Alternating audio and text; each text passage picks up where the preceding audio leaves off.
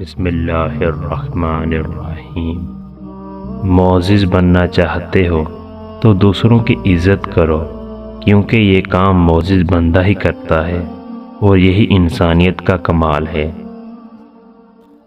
معرفت کا نشان یہ ہے کہ اس میں خاموشی بہت ہو، اگر کسی وقت بات کرے تو ضرورت کے مطابق کرے۔ ہمسائے کا حق اس قدر ہے جس قدر والدین کا حق ہے۔ صبر دراصل یہ ہے کہ جو تکلیف تمہیں پہنچے تم اس پر آہذاری نہ کرو۔ آپ کا راستہ اکیلے کا ہے، دوسرے آپ کے ساتھ اس پر چل سکتے ہیں، لیکن آپ کے لیے اس پر کوئی نہیں چلتا۔ علم یہ ہے کہ آپ کو معلوم ہو کہ کیا کہنا ہے، اور حکمت یہ ہے کہ آپ کو معلوم ہو کہ کب کہنا ہے۔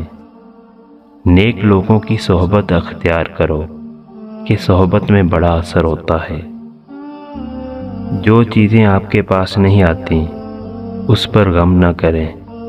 کچھ چیزیں جو آپ چاہتے ہیں نہیں آتی، وہ آفات کو آنے سے روکتی ہیں۔ پھولوں کے کھیتوں میں بھٹکنے کے لیے دل سے کانٹوں کو نکالنا ضروری ہے۔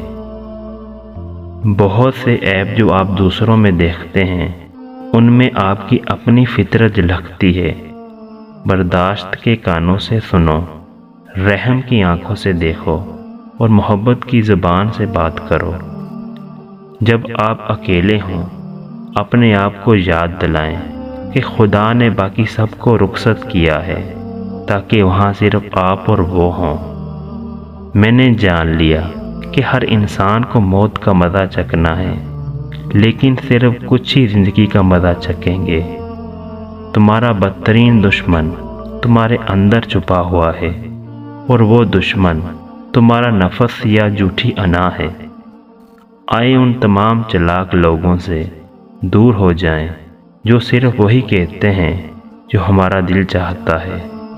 اچھے دن آپ کے پاس نہیں آتے، آپ کو ان کے پاس چلنا چاہیے۔ اس انسان کا رزق کبھی نہیں بڑھ سکتا جس میں یہ دو عادتیں ہوں، ناشکری کرنا اور زنا کرنا۔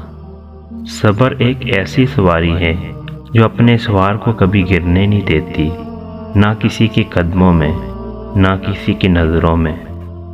ایک موم بتی دوسری موم بتی کو روشن کرتے ہوئے کبھی اپنی روشنی نہیں کھوتی۔ خدا نہ تمہاری صورت دیکھتا ہے اور نہ تمہارے اعمال کو، بلکہ تمہارے دل کو دیکھتا ہے۔